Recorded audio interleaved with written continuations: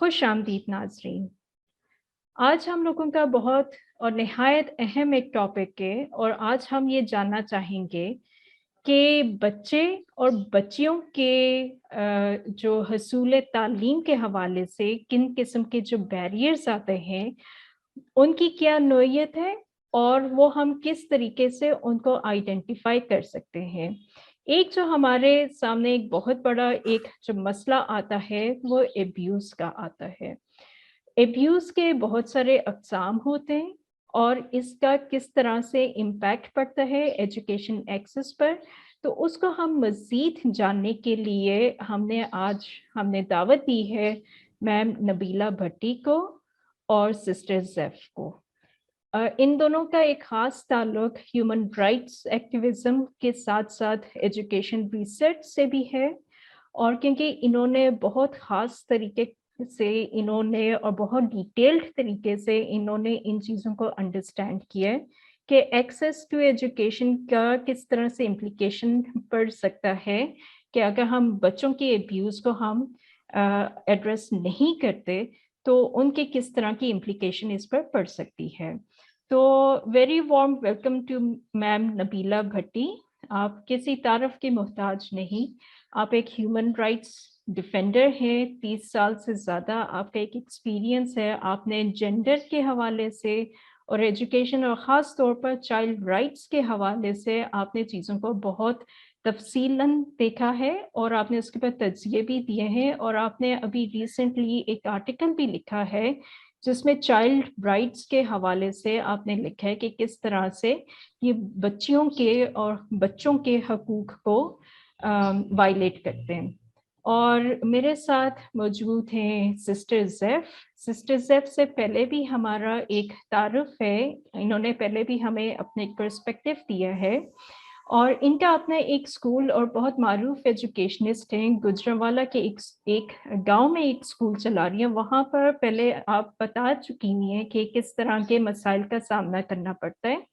लेकिन आज ख़ास तौर पर मैंने इनको दावत दी है कि ये हमें बता सकें कि ग्राउंड रियलिटीज़ में इनके अपने एक्सपीरियंसेस में इन्होंने कुछ बच्चे ऐसे भी हैं जो कि अब्यूज़ का शिकार रहे हैं। तो ये आज हमें बताएँगी उन एक्सपीरियंसेस से, उनकी अक़साम के बारे में हमें बताएँगी कि क्या-क्या उन्होंने देखा है फ़ील्ड वर्क पर कि बच्चों को किस तरह से ये चीज़ें अफ़ेक्ट करती हैं। तो sister Zaif, thank you so much for joining us. मैं पहले आपसे एक जायज़ा लेना चाहूँगी कि ग्राउंड एक्सपीरियंस से आपके क्या आपके तासुरात पड़े, आपका क्या एक्सपीरियंस रहा और आपने उसको किस तरह से डील किया? और फिर मैं मिस नबीला से मैं फिर बात करूँगी कि वो हमें एक ओवरऑल ओवरव्यू दे सकें कि बच्चों के साथ हमारे यहाँ क्या प्रैक्टिसेस हैं, हमारे पास क्या पॉलिसीज़ हैं, क्या वो उसको एडिक्वेटली करती भी हैं एड्रेस या नहीं करती। तो sister Zaif, thank you so much और आपसे मैं तो ये पूछना चाहूँगी कि आपके direct experiences with your students, आप किस तरह की इसको किस तरह से आप आइडेंटिफ़ाई करती हैं कि अब्यूज़ क्या है? और बच्चों के साथ किस तरह के बच्चे आपके पास आए हैं? क्योंकि आपने पहले भी एक दफ़ा मेंशन किया था कि कुछ बच्चे ऐसे आते हैं, आप उनको ऑब्ज़र्व करती हैं, तो वो क्या है बेसिकली? तो आप काइंडली थोड़ी-सी अगर इस चीज़ पर रोशनी डालिए। ज़िबा, थैंक यू वेरी मच ख़ास तौर से इस टॉपिक को आज डिस्कस करने के लिए, क्योंकि ये ऐसा टॉपिक है जिसपे बहुत कम लोग बात करते हैं। नबीला फ़िरोज़ साहिबा के साथ आज मौका दिया है कि हम लोग ये डिस्कशन कर सकें, बिकॉज़ वो मेरी मेंटोर इस तरह से है कि उनकी जो राइटिंग्स हैं उनको मैं बहुत कोशिश करती हूँ कि मैं किसी भी चीज़ को मिस ना करूँ और इस तरह से मैं उनसे बहुत कुछ लर्न करती हूँ। So this is an honour to be here today, उनके साथ इस तरह से बैठ के बात करना। और हम चूँकि बिल्कुल ग्रास रूट्स लेवल पे काम करते हैं, अंडर प्रिविलेज्ड बच्चों के साथ काम करते हैं, ये वो लोग हैं या वो फैमिलीज़ हैं जो आइडेंटिफ़ाई ही नहीं कर पाते कि उनके बच्चे जो हैं वो अब्यूज़ का शिकार हैं। With in the families abuse हो रहा होता है, मोहल्लों में हो रहा होता है, बच्चे जो है वो दुकानों पे जाते हैं, वहां पे उनके साथ अब्यूज हो रहा होता है। और ज्यादा दुख की बात यह है कि उनकी फैमिलीज को अगर इस चीज का पता चल जाए तो वो इसको छुपाने की कोशिश करते हैं। और जब ये लड़कियों की बात होती है तो फिर लोग ये समझते हैं कि जो बच्चियां हैं, अगर किसी को पता चलेगा तो इससे बच्ची की इज्जत जो है वो कम हो जाएगी। और यहाँ पे मैं आपको एक रिसेंटली जो वाक्य हुआ है वो बताना चाहती हूँ कि एक बच्ची चौथी क्लास की स्टूडेंट थी, और उसको दो लोगों ने अगवा किया, उसको 2 दिन और 2 रात अपने घर में रखा, उसको वो बच्ची जो है वो सेक्सुअल अब्यूज का निशाना बनी। और जब मैं उस बच्ची से मिलने के लिए गई तो उसके घर वालों ने कहा कि अब ये स्कूल नहीं जा सकती, क्योंकि बच्चे जो हैं वो इससे बात करना पसंद नहीं करेंगे।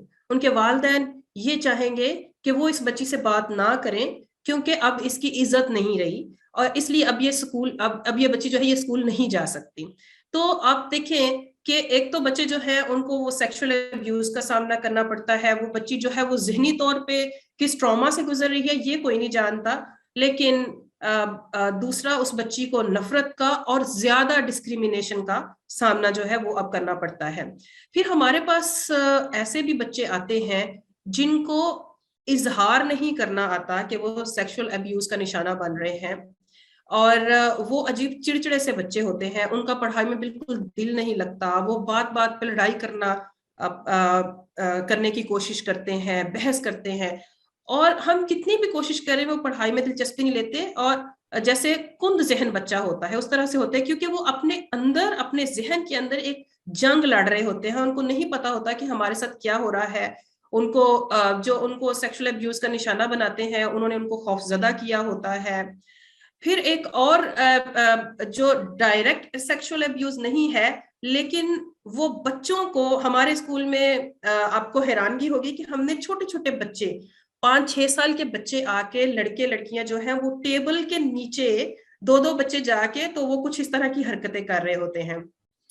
ऐसा इसलिए होता, मैं उनकी माओ को बुला के अक्सर इस बात को आइडेंटिफाई करती हूँ, बट उनके पास भी इस चीज का हल नहीं है। वजह यह है कि खानदान बहुत बड़े बड़े होते हैं, 6-6 7-7 बच्चे होते हैं, वहीं पे वालिदैन होते हैं, वहीं पे बच्चे होते हैं, और बच्चे जो है वो अपने माँ बाप को भी देख रहे होते हैं। तो बच्चों को समझ नहीं आती कि ये क्या हो रहा है, और वो आपस में इवन सगे बहन भाई जो है वो भी, हम स्कूल में आकर देखते हैं कि बच्चे जो है वो कुछ नाजेबा हरकत कर रहे होते हैं, और फिर मैं उनकी माओ को बुला के उनको समझाती हूँ कि ये क्या हो रहा है, अब इस चीज में हम लोग क्या करें। बाज़ औक़ात ऐसा होता है कि लोग जब उनके बच्चे घर में जाके इस तरह की चीजें करते हैं तो वो ये कहते हैं कि ये स्कूल में ये बच्चों से ऐसी चीजें सीखते हैं, इसलिए हम इनको दोबारा स्कूल ही नहीं भेज रहे। तो ये मतलब बिल्कुल घर के लेवल से शुरू होके हर जगह पे, स्पेशली जो ग्रास रूट्स लेवल पे जो बच्चे हैं वो बिल्कुल महफूज नहीं है। इसीलिए आप देखें कि हम बहुत ज्यादा कोशिश करते हैं, लेकिन इस लेवल से बहुत कम बच्चे आपको हायर एजुकेशन में नजर आएंगे। वो मैट्रिक से आगे जा ही नहीं पाते, उनको समझ ही नहीं आती, वो अपनी लाइफ का जो विजन है उसी को अंडरस्टैंड नहीं कर पाते, बिकॉज वो अपने अंदर उन्होंने इतना कुछ रखा होता है जिसकी उनको समझ नहीं आती कि वो किसको बताए, कोई समझने को, कोई सुनने को तैयार ही नहीं है। जी, मैं आपको सुन नहीं पा रही। अच्छा, मुझे आप ये बताइए कि आपने एक बहुत ज़रूरी चीज़ पर रोशनी डाली है। एक तो ये कि हमारे यहाँ वो एजुकेशन नहीं दी जाती जिसके लिए मेरे ख़्याल में हर बच्चे और बच्ची को मालूम होना चाहिए what's a good touch, what's a bad touch, और किस तरह से वो एटिकेट्स आने चाहिए, क्योंकि ये भी देखने में आया है कि उसको हर दफ़ा रेजिस्ट किया जाता है पॉलिसी लेवल पर। दूसरी एक और चीज़ जो कि आपने बताई है कि ऐसे बच्चे जो कि माफ़ करें, सेक्सुअल अब्यूज़ का जो निशाना बनते हैं, इन बच्चों की तालीम अगर की जो तालीम का जो हसूल है, उसमें किस किस्म की रुकावटें आती हैं? क्या ये रुकावट हमारे अपने माशरती रवैयों की वजह से आती है, या ये रुकावट स्कूल एडमिनिस्ट्रेशन, मैं आपके स्कूल की तो बात नहीं कर रही, लेकिन क्योंकि मैंने खुद ये अपने एक्सपीरियंस में देखा है कि कुछ स्कूल्स हैं वो खुद ही निकाल देते हैं, मतलब ऐसे बच्चों को ये जानते हुए भी कि ये अब्यूज़ का शिकार है। तो इसकी क्या, आप किस किस तनाज़ुर में इन चीज़ों को देखती हैं? इसका क्या हल क्या हो सकता है? एक तो जैसे आपने पहले बात की कि बच्चों के साथ इस चीज को डिस्कस किया जाना चाहिए, उनको पता होना चाहिए गुड टच और बैड टच के बारे में। सेकंड, जब बच्चों को इस चीज के बारे में पता चल जाएगा ना, तो फिर उनके अगर किसी क्लास फेलो या स्कूल फेलो के साथ ऐसा वाकया हुआ है तो उनको पता होगा कि ये इसके साथ गलत हुआ है, हमने इसको डिस्क्रिमिनेट नहीं करना, हमने इसके साथ अच्छा रवैया इख्तियार रखना है। इसी तरह से जो टीचर्स हैं वो बजाय इसके कि बच्चे को इस बात का बार बार एहसास दिलाएं, इस चीज के बारे में दूसरों के सामने डिस्कस करें, उस बच्चे को एहसास से कमतरी में मुब्तला करें, मैं ये समझती हूँ कि ऐसे बच्चे को ज्यादा मोहब्बत की जरूरत होती है, उसको ज्यादा इंपॉर्टेंस देने की जरूरत होती है, और उसको ये चीज का एहसास दिलाने की जरूरत होती है कि जो कुछ आपके साथ हुआ है इसमें आपका कोई कसूर नहीं है और आप इसके जिम्मेदार नहीं हैं, आप हमारे लिए बिल्कुल वैसे ही हैं और आपने अपनी तालीम को जारी रखना है और हम यहाँ पे बैठे हुए हैं आपको सपोर्ट करने के लिए। लास्ट टाइम भी हम लोग यही बात डिस्कस कर रहे थे कि जो टीचर है ना, वो अगर वो अपने अंदर ये महसूस नहीं करता कि जो मेरा स्टूडेंट है वो मेरी औलाद है और वो वैसे ही इंपॉर्टेंट है जैसे माँ बाप के लिए बच्चे होते हैं, तब तक आप हमारा जो घर में जो मैं अब एक माँ हूं, मेरा बच्चा जो है अगर वो गलती से उसकी गलती भी होगी और उसको चोट लग जाएगी तो मैं उसको डांटूंगी बाद में, पहले मैं उसको ठीक करूंगी। तो जो एक टीचर है उसका भी यही काम है। तो मैं ये समझती हूँ कि जो स्कूल है उनका खास तौर से, जब हम देहाती एरियाज की बात करते हैं जहाँ पे वालिदैन जो वो कम पढ़े लिखे हैं, वहां पे स्कूल का किरदार और भी ज्यादा अहम है, क्योंकि उन्होंने वालिदैन को भी समझाना होता है कि अगर आपके बच्चे के साथ ऐसा हो गया है तो अब हमने इसको सपोर्ट करनी है, हमने इसको जहनी तौर पे भी हमने इसे सपोर्ट करना है, अपलिफ्ट होने के लिए हमने इसको एजुकेशन में भी सपोर्ट करना है और हमने इसको इस ट्रॉमा में से मिल के निकालना है। अब वालिदैन जो है वो भी इसको बेइज्जती महसूस करते हैं, उनके साथ वाले हमसाये जो है जिस जिसको इस बात का पता चलता है वो भी ये समझते हैं कि अब खुदा ना खास्ता ये जो बच्चा है ये तो शायद अब इसको हमारे बच्चों के साथ नहीं खेलना चाहिए, नहीं पढ़ना चाहिए, नहीं दोस्तियां करनी चाहिए। तो स्कूल का वालिदैन से भी यहाँ पे ज्यादा अहम किरदार इसलिए नजर आता है क्योंकि जो वालिदैन है वो पढ़े लिखे नहीं होते हैं, फिर वालिदैन है, फिर जाहिर है कि पूरा मुआशरा है। जी बिल्कुल सही बात है। मैम नबीला, मैं आपकी तरफ आऊंगी कि अभी जो सिस्टर ज़ेफ ने जो बातें की हैं कि किस तरीके से हमारे माशरे का भी रवैया है, स्कूलों का भी जो रवैया है, जिसकी वजह से बच्चे जो हैं वो आगे स्कूल से मतलब एक तरह से एप्रीहेंसिव हो जाते हैं स्कूल के बारे में। जब आप देखती हैं, आपने अपने प्रोफेशनल फील्ड में भी आपने इस चीज़ को आइडेंटिफाई किया हुआ है, थ्योरेटिकल फ्रेमवर्क में भी, लेजिस्लेटिवली भी आपने इस चीज़ को थोड़ा बहुत देखा हुआ है। एब्यूज के और चाइल्ड राइट्स के हवाले से आप किस किस्म के अक़साम देखती हैं? एब्यूज किस तरह के पाए जाते हैं हमारे बच्चों में? तो आप काइंडली अगर उस चीज़ पर थोड़ी सी रोशनी डालिए हमारे लिए। जी। थैंक यू सो मच जीवा।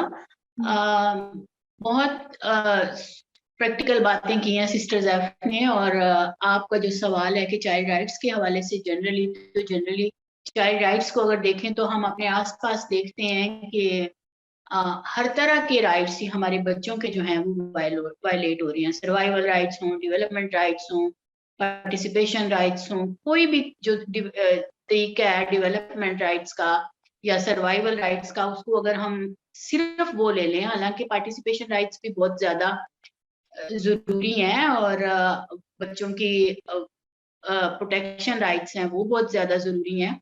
प्रोटेक्शन राइट्स डायरेक्टली हम सर्वाइवल राइट्स और प्रोटेक्शन राइट्स डायरेक्टली जुड़े हुए हैं अब्यूज के साथ। और अब्यूज जो है, अगर हम सिर्फ अब्यूज की बात करें तो उसमें सिर्फ चाइल्ड सेक्सुअल अब्यूज नहीं आता। चाइल्ड सेक्सुअल अब्यूज एक टाइप है अब्यूज की। सेक्सुअल अब्यूज के साथ साथ बच्चों को फिजिकली अब्यूज किया जाता है, और ये हम मतलब गैरों से क्या एक्सपेक्ट करें। पेरेंट्स जो है वो खुद मारपीट करते हैं बच्चों को।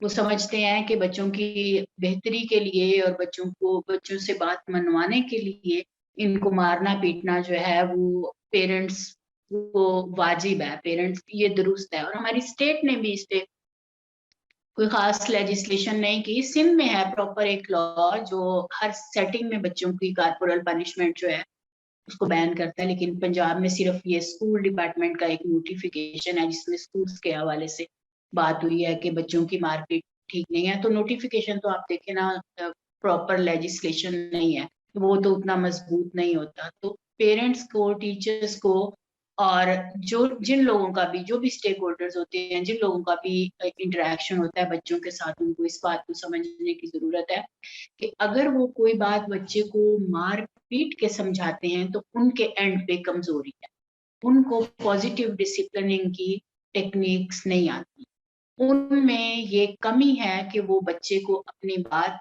सोबर तरीके से, डिसेंट तरीके से, नॉन वायलेंट तरीके से समझा नहीं पा रहे। तो उनकी ट्रेनिंग की, उनको नॉलेज हासिल करने की, इंफॉर्मेशन हासिल करने की जरूरत है कि वो बच्चे को बगैर मार पीट के अपनी बात समझा सकें, अपनी बात के लिए कायल कर सकें। फिजिकल अब्यूज के साथ साथ इमोशनल अब्यूज भी होता है कि इमोशनली बच्चों को इतना ज्यादा सताया जाता है, इतना ज्यादा उनपे तशद्दुद किया जाता है कि बच्चे बहुत परेशान होते हैं। बहुत छोटी छोटी बातें होती हैं, कोई बच्चा है उसका रंग काला है तो घर वाले खुद ही उसको कालू कालू कहना शुरू। अब उस बच्चे पे इस चीज का कितना बुरा इम्प्रेशन पड़ता है, कितना उसको ज़हनी तौर पे इस चीज की तकलीफ होती है कि उसका सोसाइटी में अगर फेयर कम्प्लेक्शन जो है उसको सराहा जा रहा है तो उसका कम्प्लेक्शन डार्क है, किसी का कद छोटा है तो उसको छोटे कद के नाम से पुकारा जाएगा। तो इस तरह का जो ज़हनी, हाँ, मार्क्स के रूटीन में देखिए, आप एजुकेशन के सिस्टम की खास बात करते हैं, हर बच्चे की जो सलाहियतें हैं वो फर्क होती हैं एक दूसरे से, और अगर कोई बच्चा मार्क्स ज्यादा ले रहा है और कोई बच्चा कम ले रहा है तो कम मार्क्स लेने वाले बच्चे को हर वक्त जो हाई मार्क्स लेने वाला बच्चा है उसके साथ कंपेयर किया जाएगा। तो ये ऐसे जो एब्यूजेस हैं ये इमोशनल एब्यूजेस होते हैं। हमें, जब हम एब्यूज की बात करते हैं कि एब्यूज एजुकेशन की राह में कैसे आड़े आता है, तो चाइल्ड सेक्सुअल एब्यूज के अलावा फिजिकल एब्यूज को भी देखना है। बहुत से बच्चे स्कूलों में मारपीट खाते हैं तो इस वजह से वो भाग जाते हैं स्कूलों से कि टीचर मारता है इसलिए मैंने स्कूल नहीं जाना। बहुत से बच्चे घरों में तशद्दुद का शिकार होते हैं, इस परेशानी में वो स्कूल पे पढ़ाई पे तवज्जो नहीं दे पाते। तो तीनों तरह के जो एब्यूजेस हैं इनको एड्रेस करने की जरूरत है। बहुत शुक्रिया जी, आपने बहुत इम्पोर्टेंट एक बात की है, और इसी हवाले से अगर मैं देखूं कि इमोशनल एब्यूज़ के साथ साथ जो फिजिकल एब्यूज़ और सेक्सुअल एब्यूज़, ये भी दो कैटेगरीज में आ जाता है। अगर हम बच्चियों के हवाले से देखा जाए, जो स्टैट्स हमें जो बताते हैं कि आउट ऑफ स्कूल चिल्ड्रन में एक बहुत बड़ा प्रोपोर्शन जो है, और ख़ास तौर पर जो स्कूल ड्रॉप आउट रेशो है उसमें भी ख़वातीन का ज़्यादा शेयर बनता है, बच्चियों का ज़्यादा शेयर बनता है कि वो स्कूलों से किस तरह से निकल रहे हैं या स्कूल नहीं जा पाती। तो क्योंकि इन चीज़ों की तरफ तो इतनी अटेंशन नहीं दी गई कि क्या ड्रॉप आउट की रीज़न या आउट ऑफ स्कूल रहने की रीज़न, क्या ये अब्यूज़ तो नहीं, या उसकी जो भी रीज़न उसकी बनती है। तो हमें इन चीज़ों को भी एड्रेस करने की ज़रूरत है।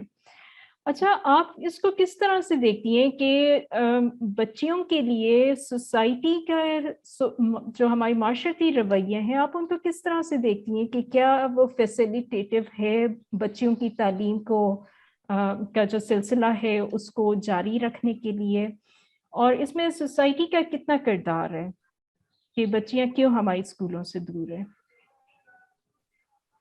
हमारी सोसाइटी में एक जो हिपोक्रेसी पाई जाती है वो भी एक बहुत बड़ी वजह है। मिसाल के तौर पे बचपन से कहा जाता है कि लड़का पढ़ेगा तो अच्छी नौकरी पे लगेगा, कमाएगा, लड़कियों से हमने कहाँ कमाई करवानी है। और वही हम देखते हैं कि खेतों में खवातीन काम कर रही हैं, डोमेस्टिक लेबर में खवातीन है, छोटी बच्चियां डोमेस्टिक लेबर में। आपने जोरा शाह का केस सुना था, बेचारी मर्डर हो गई इस पूरे वाक़े में। तो बहुत से बच्चे, इवन जब हम फैक्ट्स देखते हैं तो उतने बच्चे हैजर्डस जॉब्स में उन बच्चों की डेथ्स नहीं हुई जितने बच्चों की डेथ्स डोमेस्टिक वर्कर्स के तौर पे। और डोमेस्टिक वर्कर्स जो है ये हमारा बहुत बड़ा मसला है। कोई बहुत अच्छी लेजिस्लेशन नहीं है। पंजाब में डोमेस्टिक वर्कर्स एक्ट आया है तो उसमें सिर्फ एक शिक में ये कहा गया है कि 15 साल से कम उम्र के बच्चे जो है वो डोमेस्टिक वर्क हार्ड किस्म का जो है वो नहीं कर सकते हैं। और इस तरह मतलब वो जो एक्ट है वो डोमेस्टिक वर्कर्स को एड्रेस करता है, ना कि बच्चों की जो डोमेस्टिक लेबर है उसको करता है। तो डोमेस्टिक लेबर में बहुत से बच्चों को डाल दिया जाता है, वो स्कूल नहीं जा सकते। हमारा कानून इस चीज को बहुत डिस्क्रिमिनेट करता है कि लड़कियों की शादी 16 साल की उम्र में होगी और लड़कों की शादी 18 साल की। सिंध की एक्सेप्शन है, सिंध का लॉ जो है वो 18 साल दोनों की एज मुकर्रर करता है, और अगर कानून तोड़ा जाता है तो इस पे ये काबिल सजा भी है, और पुलिस को किसी भी शिकायत पे पुलिस इंटरफेयर कर सकती है, वो जो ऑफेंडर्स हैं उन तक पहुंच सकती है। फिर ये जो अगर किसी ने ये ऐसा जुर्म किया है तो वो किसी पंचायत, कम्युनिटी या पेरेंट से बाहमी सलाह मशवरे से, यानी ये नॉन कॉग्नाइजेबल है, कंपाउंडेबल है, नॉन कंपाउंडेबल है, और इस तरह से सिंध का लॉ जो है वो बेहतर है। लेकिन पंजाब में तो लीगली 16 साल की उम्र है शादी की। तो ये भी होता है कि बच्चों की जल्दी शादी कर देनी है, हमने इनको पढ़ा के क्या लेना है, और बच्चों की जल्दी शादी जो है वो बहुत बड़ा एक उनका स्कूल से ड्रॉप आउट है। जेंडर पैरिटी इंडेक्स की रिपोर्ट जो है पाकिस्तान की, उसमें लड़कियां जो हैं वो 87 बच्चियां 100 बच्चे जो हैं वो स्कूल में उनके मुकाबले में है। और अगर हम बलोचिस्तान और फाटा की तरफ देखें तो ये बल्कि रेशियो जो है वो 6700 की बन जाती है।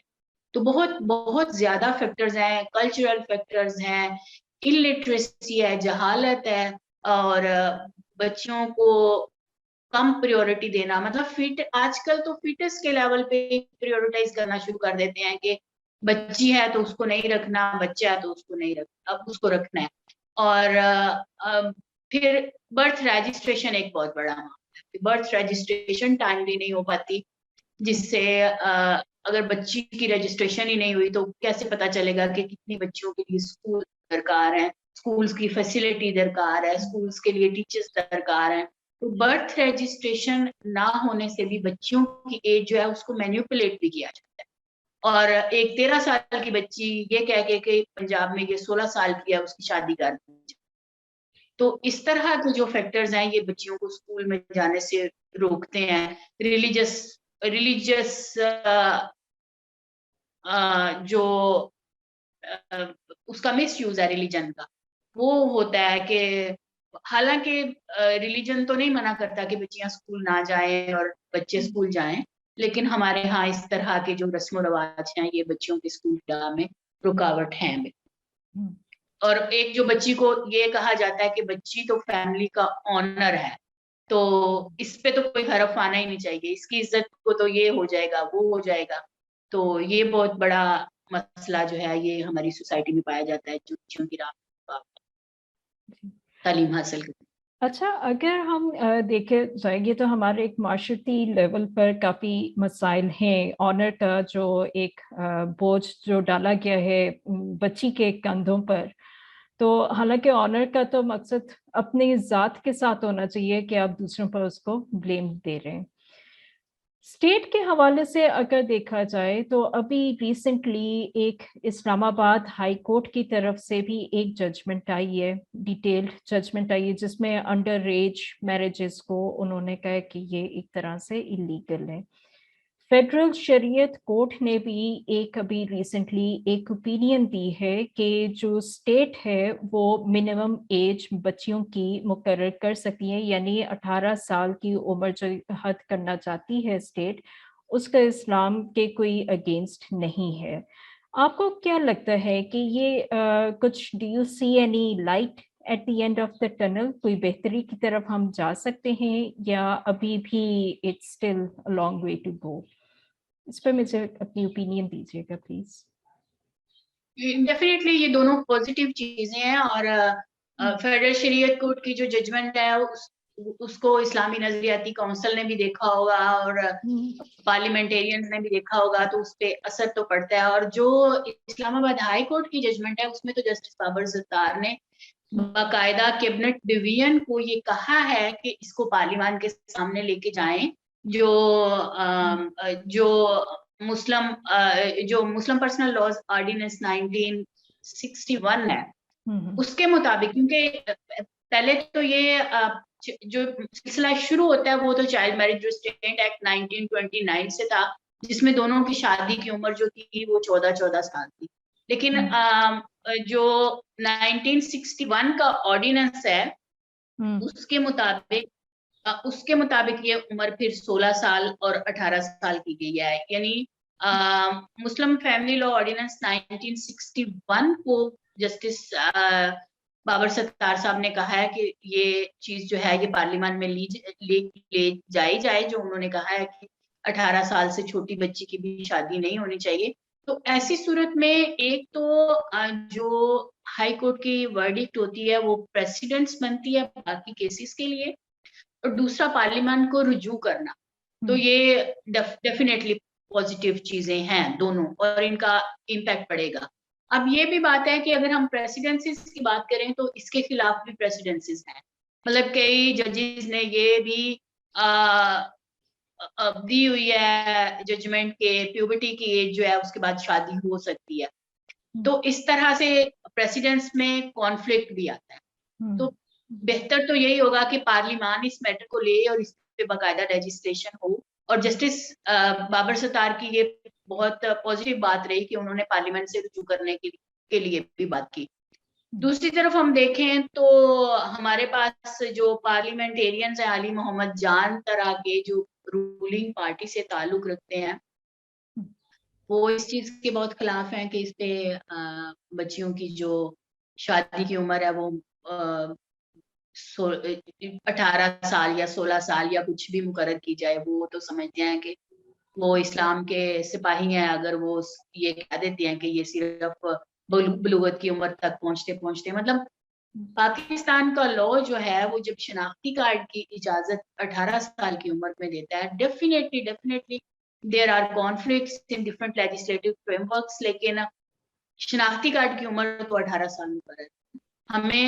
हम देखते हैं कि मुख्तलिफ चाइल्ड लॉज जो हैं, जैसे चाइल्ड लेबर के लॉ में 14 साल 15 साल उम्र मुकर्रर है।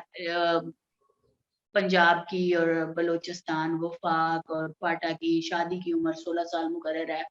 तो मतलब बड़ी सारी कॉन्फ्लिक्ट्स हैं कि कुछ लॉज में बच्चा 16 साल का समझा जा रहा है और कुछ लॉज में 14 साल का समझा जा रहा है और कुछ लॉज में 18 साल का समझा जा रहा है। लेकिन पाकिस्तान ने रेटिफाई किया हुआ है चाइल्ड राइट्स कन्वेंशन को। जो चाइल्ड राइट्स कन्वेंशन को रेटिफाई करता है वो अपने नेशनल लेजिस्लेशन को उस कन्वेंशन के मुताबिक अलाइन करने का पाबंद हो जाता है। तो अब जब चाइल्ड राइट्स कन्वेंशन कहता है कि 18 इयर्स बच्चे की एज है, तो हमारे सारे लॉज जो हैं उनमें 18 इयर्स होनी चाहिए। जो लास्ट रिपोर्ट CRC की जमा करवाई गई थी स्टेट की तरफ से, 5th रिपोर्ट, उसकी जब child rights committee, UN child rights committee ने रिकमेंडेशंस दी हैं, उस पे कंक्लूडिंग ऑब्जर्वेशंस दी हैं, तो उसमें उन्होंने कहा है कि बच्चे की उम्र, जब लड़के की उम्र 18 साल है और लड़की की उम्र 16 साल है, तो ये बजाते खुद एक डिस्क्रिमिनेशन है बच्चों के दरमियान, और ये डिस्क्रिमिनेशन नहीं होनी चाहिए, और पाकिस्तान को अपने लॉज जो हैं उनको हार्मोनाइज करना चाहिए। दूसरा, पाकिस्तान को सस्टेनेबल डेवलपमेंट गोल्स को भी देखना है। सस्टेनेबल डेवलपमेंट गोल्स के मुताबिक भी पूरी दुनिया के जो ममालिक हैं उनमें 18 साल से कम उम्र की जो शादियां हैं उनका 2030 तक खात्मा हो जाना चाहिए। तो अगर हमें 2030 तक इस गोल को हासिल करना है, इस तक पहुंचना है, तो बहुत अर्जेंटली हमें ये लेजिस्लेशन करने की जरूरत है कि लड़कियों की उम्र जो है 18 साल की जाए। लड़कियों की, मेरा तो ये मानना है कि लड़कियों की जब 18 साल से कम उम्र में शादी होती है तो ये चाइल्ड सेक्सुअल अब्यूज है। एक बच्चे को इस उम्र में इस रिश्ते में नहीं पड़ना चाहिए। और मैं जस्टिस बाबर सत्तार को बहुत अप्रिशिएट करती हूँ। उन्होंने कहा है कि अगर लड़की खुद कह भी देती है कि मैं विलिंगली शादी कर रही हूँ या उसके पेरेंट्स भी करवा रहे हैं, तो भी ये ठीक नहीं है। डेफिनेटली ये प्रेसिडेंट जो है ये ICT के लिए है, मतलब एक कैपिटल टेरिटरी के लिए है, लेकिन फिर भी पूरे मुल्क में जो हाई कोर्ट्स हैं वो इससे रेफरेंस ले सकती हैं और इस प्रेसिडेंस को आगे कोट कर सकती हैं। हमें एक ये भी, मेरा बहुत बड़ा कंसर्न है कि पार्लियामेंट में जब इस चीज पे बहस होती है, 2019 में भी सेनेटर शहरी रहमान एक लेके आई थी मसवदा, इस तरह मुख्तलिफ मौके पे ये होता रहा है। तो जब पार्लिमान में ये बहस होती है, जिसको इस्लामी नजरियाती काउंसिल के पास भेजने की कोई जरूरत नहीं है। पार्लिमान जो है वो सुप्रीम अदारा है, और इस्लामी नजरियाती काउंसिल की जो हैसियत है वो सिर्फ सिफारिश कर सकते हैं। वो लीगली किसी चीज पे लेजिस्लेशन का जो प्रोसेस है उस पे उनकी ओवरराइडिंग पोजीशन या उनकी उस तरह से पावर नहीं है। तो मेरा तो ये मानना है कि अगर हमें लेजिस्लेशन इस पे सीरियसली गवर्नमेंट करना चाहती है तो इसको पार्लिमान से बाहर किसी फोरम को भेजने की जरूरत नहीं है, पार्लिमान के अंदर इस पे बहस होनी चाहिए। और सारे हमारे जो लेजिस्लेटर्स हैं, कौमी असेंबली में है या सेनेट में है, उनको इस इशू की नजाकत को समझना चाहिए कि हम इंटरनेशनली भी बाउंड है इस चीज के लिए, और नेशनली भी हमारी बेहतरी, हमारे मुल्क की बेहतरी इसी में है कि हमारी बच्चियां छोटी उम्र में शादी का शिकार ना हो, वो स्कूलों में रहें, वो अपॉर्चुनिटीज तक पहुंचे और अपने आप को एम्पावर्ड सिटीजन के तौर पे आगे अपने आप को प्रूव करें। Thank you ji, thank you so much Nabila. Sister Saif, मैं आपकी तरफ आती हूँ क्योंकि अब हम लोग आ रहे हैं इख्तिताम की तरफ। मैं आपसे ये जानना चाहूँगी कि आप क्या रिकमेंडेशन देती हैं अपनी स्कूल कम्युनिटी को, अपनी टीचर कम्युनिटी को, कि जिस तरह से जो अभी हमने बात की है कि विक्टिम्स ऑफ एब्यूज, इस तरह के बच्चों के लिए उनको क्या कदम उठाने चाहिए कि बच्चों में वो खौफ ना रहे स्कूल में आते वक्त? वो क्या कर सकते हैं? वो पॉलिसी में भी क्या चीज आनी चाहिए कि बच्चों को एक सेफ माहौल मिल सके? जी सिस्टर सैफ, अपना प्लीज माइक अनम्यूट कीजिए।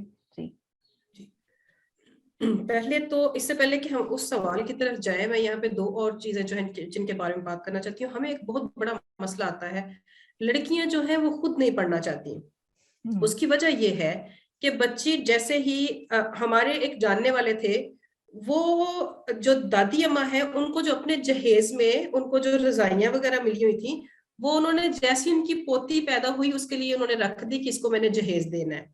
आप क्या करते हैं, एक बच्ची के पैदा होते ही आप उसके रिश्ते तय करना शुरू कर देते हैं, आप उसके जहन में डालना शुरू कर देते हैं कि अल्टीमेटली आपने शादी करनी है। फिर लड़कियां वही ख्वाब देखती रहती हैं, उन्हीं चीजों के बारे में सोचती रहती है, और उनको लगता है कि मैंने बस शादी करनी है, मुझे पढ़ने की कोई जरूरत नहीं है।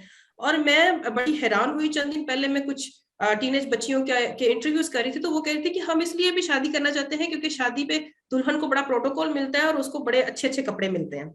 तो सिर्फ इसलिए, मतलब बच्चियां जो है वो पढ़ना नहीं चाहती बिकॉज उनको आप कोई विजन ही नहीं दे रहे हैं। आप उनको स्कूल्स के अंदर भी बच्चियां जो है उनको उनकी जो एबिलिटीज हैं उनको जानने के मौके नहीं दिए जा रहे। उनको बस वो एक लेसन दे दिया, अपने जुबानी याद करके आना है और सुना देना, दैट्स इट। उनको समझ ही नहीं आती कि मेरे अंदर किस किस्म के टैलेंट्स हैं और मैं इनको आगे लेके कहाँ तक जा सकती हूँ। दूसरा एक और बहुत बड़ा मसला जिसको हम लोग अक्सर डिस्कस करते हैं वो स्ट्रीट हरासमेंट है। चंद दिन पहले हमारी एक 9th स्टैंडर्ड की बच्ची जा रही थी, अपने घर जा रही थी स्कूल से, उसको स्ट्रीट हरासमेंट का सामना करना पड़ा इतनी बुरी तरह से, और बाद में बहुत से लोगों ने उसका मजाक उड़ाया और वो बच्ची अपने अंदर बहुत ज्यादा शर्मिंदगी महसूस कर रही थी। फिर हम लोगों के, अगर हम लोग टीचर्स हैं तो हमें इस चीज के लिए भी मना किया जाता है कि आप इस बात का आपने भी जिक्र नहीं करना, नहीं तो हमारी बच्ची की जिंदगी खराब हो जाएगी। आपने इसकी कहीं कंप्लेन भी नहीं करनी, नहीं तो उसका फ्यूचर खराब हो जाएगा, उसके साथ कोई शादी नहीं करेगा। तो हम लोग पॉलिसीज तो बहुत बनाते हैं, हमें अपने लोगों को एजुकेट करने की जरूरत है, और हम लोग यहाँ पे करते हैं। हम मदर्स की मीटिंग्स बुलाते हैं, उनको हम इंफॉर्मेशन देते हैं कि चाइल्ड मैरिज बुरी चीज है, इसको हमें खत्म करना है, हमें अपनी बच्चियों को एजुकेशन देनी है। तो एक तो ये वाली चीजें हैं। दूसरा, हमारे मुझे अभी कल ही कुछ बच्चियां बता रही थी कि हमारे जो भाई हैं वो ये कहते हैं कि हम बाहर जाके तो जो लड़कियां हैं उनको ठीक नजर से नहीं देखते, तो हम नहीं चाहते कि हमारी बहनें भी स्कूल जाए या वो जॉब करे तो उनको भी लोग इस तरह से देखें।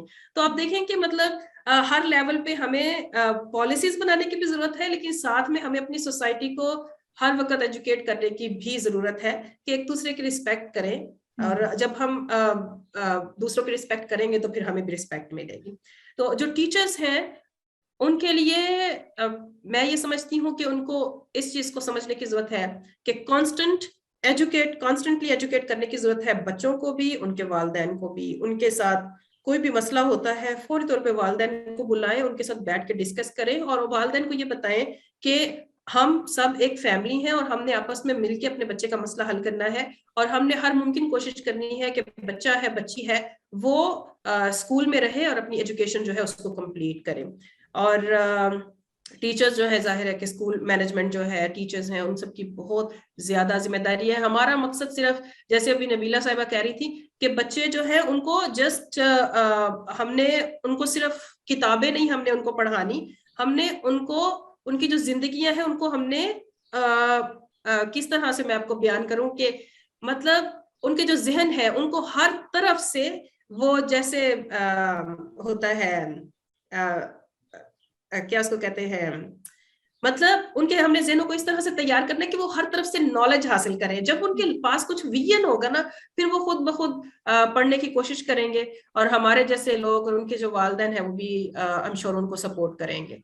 तो टीचर्स के लिए, स्कूल्स के लिए मेरा यही मैसेज है कि ये सारे बच्चे जो हैं ये हमारे बच्चे हैं, हमारा मुस्तकबिल है, हमने मिल के इनको आगे लेके चलना है। और हमने, चाहे वो किसी भी किस्म के ट्रॉमा में से गुजर रहे हैं, कोई भी उनके साथ मसला हुआ है, हमारी ये जिम्मेदारी है कि हम उनको हेल्प करें और उनको हम एहसास दिलाएं कि वो हमारे लिए बहुत अहम है, और वो उनकी जो खूबियां हैं हमने उनको आइडेंटिफाई करना है। हमने किसी को ये नहीं एहसास दिलाना, डिस्क्रिमिनेट नहीं करना किसी भी चीज के लिए, किसी भी बच्चे को, बच्ची को, बल्कि उनकी जो खूबियां हैं उनसे उनको मुतारिफ करवाना है ताकि वो कॉन्फिडेंट फील करें।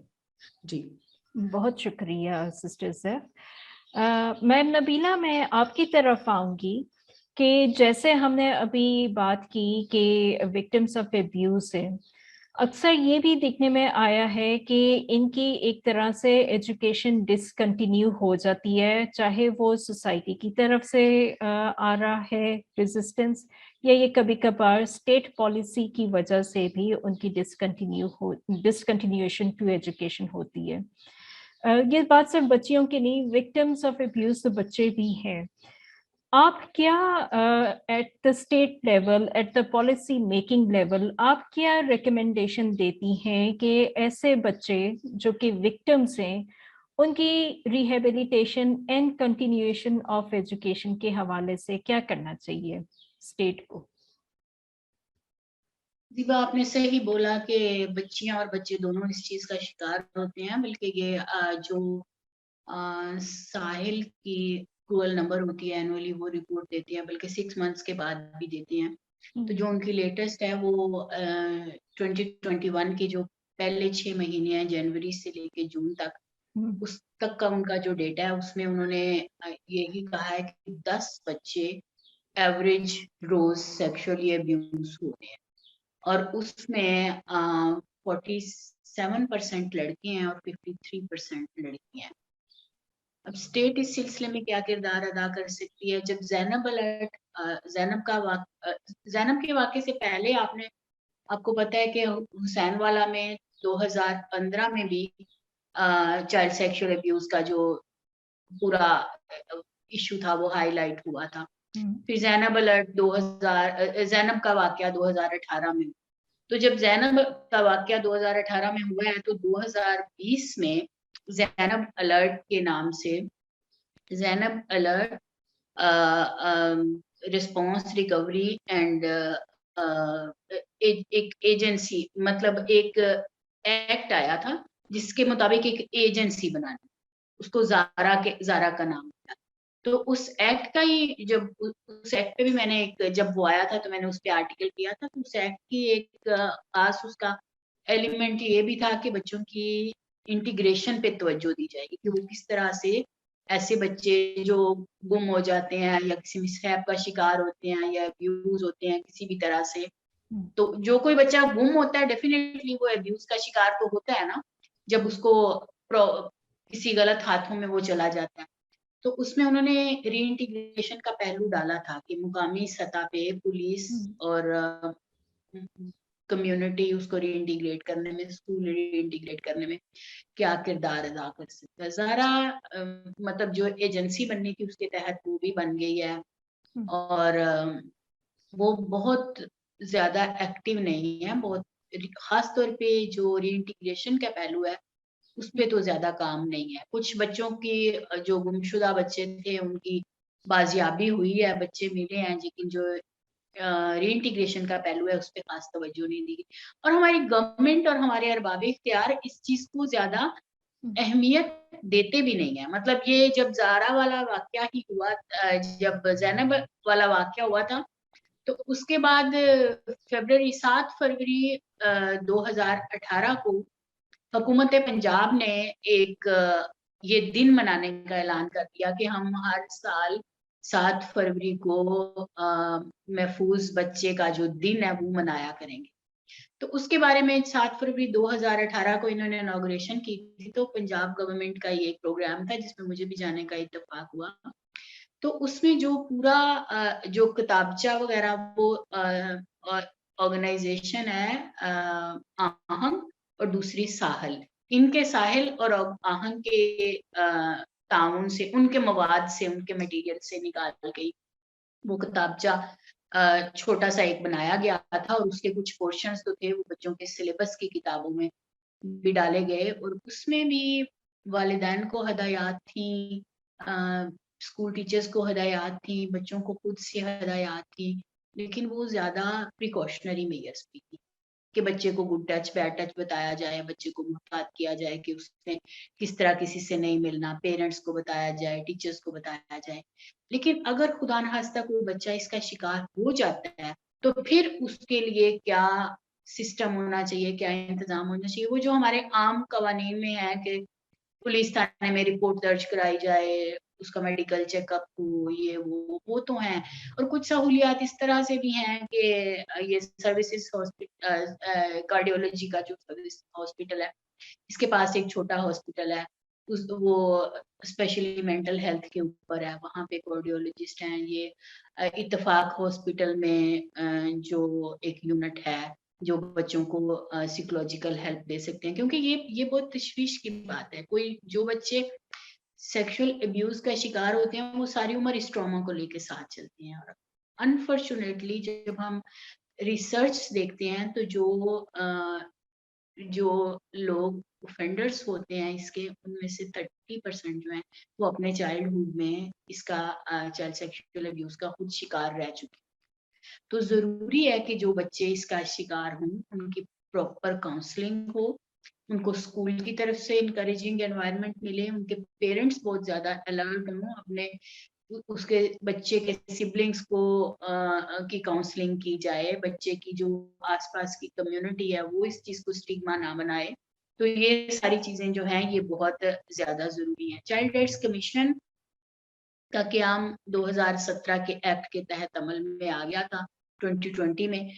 तो उन्होंने इस पे कंप्लेंट हैंडलिंग का कुछ सिलसिला शुरू किया हुआ। तो अभी तक इन 2 सालों में उन्होंने अप्रोक्सीमेटली 200 कंप्लेंट्स जो है हैंडल की हैं। और जब वो इस मतलब मुझे पंजाब मेंबर से बात करने का मौका मिला तो उन्होंने बताया कि जब कमीशन की तरफ से हम परस्यू करते हैं पुलिस को और डिफरेंट स्टेक होल्डर्स को, तो जो बच्चा इस चीज का शिकार हुआ होता है उसके बारे में जो लीगल हेल्प चाहिए होती है वो जल्दी मिल जाती है। लेकिन उसमें भी ये पहलू जो है ये इतना ज्यादा इसको हाईलाइट नहीं किया जाता कि उस बच्चे की रीइंटीग्रेशन के लिए क्या होता है। तो इसके लिए एक बड़ी कैंपेन चलाने की जरूरत है। और हमारे एक साथी हैं अरशद महमूद, उनका नाम है, इस्लामाबाद में बेस्ड हैं, बहुत फेमस चाइल्ड राइट्स एक्टिविस्ट हैं। तो उन्होंने तो काफी सालों से वो कह रहे हैं कि हमें एक वसी कैंपेन चलानी चाहिए पाकिस्तानी अगेंस्ट चाइल्ड अब्यूज। तो मतलब ये उसमें फिर सारी चीजें आ जाएंगी। बच्चे को प्रिकॉशनरी भी बताया जाए, और अगर खुदा न खास्ता कोई बच्चा इस जुल्म का शिकार होता है तो बच्चे में ये चीज डेवलप की जाए कि उसमें बच्चे का कोई कसूर नहीं था, वो एक अच्छा प्यारा बच्चा है, आम बच्चों की तरह जैसे सारे बच्चे होते हैं, और जिंदगी की सारी नेमतों में और सारी फैसिलिटीज में और सारी अपॉर्चुनिटीज पे उसका उतना ही हक है जितना कि किसी और बच्चे का है। तो ये चीजें जो है ये इस तरह से आगे बढ़ाई जा सकती। Thank you so much, Ma'am Nabila. Sister Zef, you wanted to add something. मैंने अभी आपका मैसेज देखा तो काइंडली। जी मैं ये ब्रीफली मैं बात करूंगी, मुझे अभी एक डॉक्यूमेंट्री याद आ रही है, हिडन शेम ऑफ पाकिस्तान। तो उसके हवाले से मैं ये सोच रही थी कि अभी ओवर 22 मिलियन हमारे जो बच्चे हैं they are out of school, और ये वो बच्चे हैं जो चाइल्ड लेबर में होते हैं। ये उन फैमिलीज के बच्चे हैं जहाँ पे बच्चे जो है वो 7, 8 या 10 बच्चे फैमिलीज के होते हैं। मैं ये समझती हूँ कि ज्यादातर चाहे वो इमोशनल अब्यूज है या फिजिकल अब्यूज है, ये वाले बच्चे उसका ज्यादा शिकार है और ये स्कूल्स में नहीं जाते हैं। तो यहाँ पे हमें, मेरा ख्याल है कि 2 चीजों पे काम करने की जरूरत है। एक तो हमें बहुत बड़ी कैंपेन करने की जरूरत है, हमारी जो पॉपुलेशन है उसको कंट्रोल किया जाए ताकि लोगों के बच्चे जो हैं उनके वसाइल के जितने पास उनके पास वसाइल है उतने ही बच्चे हों और वो उनको ठीक से लुक आफ्टर कर सकें, उनको स्कूल भेज सकें। और सेकंड, हमें जो बच्चे जो चाइल्ड लेबर में हैं, मैं ये समझती हूँ कि हमें उस पर भी कैंपेन करने की जरूरत है। जो लोग इन बच्चों को अपने पास रखते हैं, उनसे काम करवाते हैं, हमें उनको भी एजुकेट करने की जरूरत है कि ये आप बहुत चीज गलत कर रहे हैं, बिकॉज अल्टीमेटली इसका इम्पैक्ट जो है वो हमारे पूरे मुआशरे पे पड़ेगा। जब हमारे कुछ बच्चे जो है वो तालीम हासिल नहीं कर पाएंगे और वो चाइल्ड लेबर में होंगे और वो कुछ ना तो उनके पास आगे चल के एजुकेशन होगी, ना उनके पास स्किल्स होंगे, तो आप ये सोचे कि हमारा जो मुआशरा है फिर वो किधर को जाएगा। तो मैं ये समझती हूँ कि हमें अपनी पॉपुलेशन जो है उसको भी कंट्रोल करने की जरूरत है, और जो बच्चे स्कूल से बाहर हैं उनको भी किसी तरह से स्कूलों में लेके आया जाए। जैसे कि हम लोग देखिए अभी अंडर प्रिविलेज जो बच्चे हैं उनको हम फ्री एजुकेशन दे रहे हैं, तो इसका मकसद ये है कि जिन लोगों के पास वसाइल नहीं है वो भी अपने बच्चों को स्कूल में भेजें और उन बच्चों को क्वालिटी एजुकेशन जो है वो दी जाए और उनको प्रोटेक्ट किया जाए इमोशनल अब्यूज से, फिजिकल अब्यूज से। जी, ये मैं कहना चाह रही थी। Thank you. छोटी सी बात करना चाहती थी जी, कि ये देखिए कि बच्चों की प्रोटेक्शन जो है वो प्रायोरिटी कितनी है स्टेट की। पंजाब सबसे बड़ा सूबा है पाकिस्तान का और यहाँ पे चाइल्ड प्रोटेक्शन पॉलिसी अभी तक नहीं बनी। फिर जैसे स्ट्रीट चिल्ड्रंस की बात कर रही थी जो स्कूलों में नहीं है बच्चे, तो यहाँ पे child protection comprehensive child protection law नहीं है। एक जो लॉ है यहाँ पे Punjab destitute and neglected children act, उसका स्कोप बहुत ज्यादा लिमिटेड है। तो एक कॉम्प्रिहेंसिव चाइल्ड प्रोटेक्शन लॉ की जरूरत है और चाइल्ड प्रोटेक्शन पॉलिसी की जरूरत है। मतलब गवर्नमेंट को इसमें बहुत तेजी से आगे काम करने की जरूरत है, तभी हम अपने बच्चों को प्रोटेक्ट कर पाएंगे। बहुत शुक्रिया। जी, बहुत बहुत शुक्रिया सिस्टर ज़ैफ। मैडम नबीला, आप लोगों ने हमें बहुत अच्छे पॉइंट से आप लोगों ने हमें अवेयर किया है, और हम उम्मीद करते हैं कि जो भी हमारे ये मैसेज सुन रहे या ये वीडियो क्लिप देख रहे हैं वो इससे ज़रूर सबक ले, और हमारे जो लेजिस्लेटर्स हैं, जो पॉलिसी मेकर्स हैं, जो टीचर्स हैं, जो एजुकेटर्स हैं, या कोई भी जो सोसाइटी का फर्द है, वो इस चीज़ को ज़रूर कंसिडर करें कि बच्चे आखिरकार बच्चे होते हैं, हमें उनको बच्चों की तरह ही रखना चाहिए। हमारे फूल है कि हमारी अगली जनरेशन के लिए हमारी एक उम्मीद है, तो हमें इनको प्रोटेक्ट करने की ज़रूरत है। तो मैं बहुत मशकूर हूँ आप दोनों के लिए, और मैं उम्मीद करती हूँ हमारे नाजरीन से भी कि वो भी इस चीज़ से उनको कोई ना कोई लेसन मिला हो। तो थैंक यू सो मच, शुक्रिया बहुत बहुत।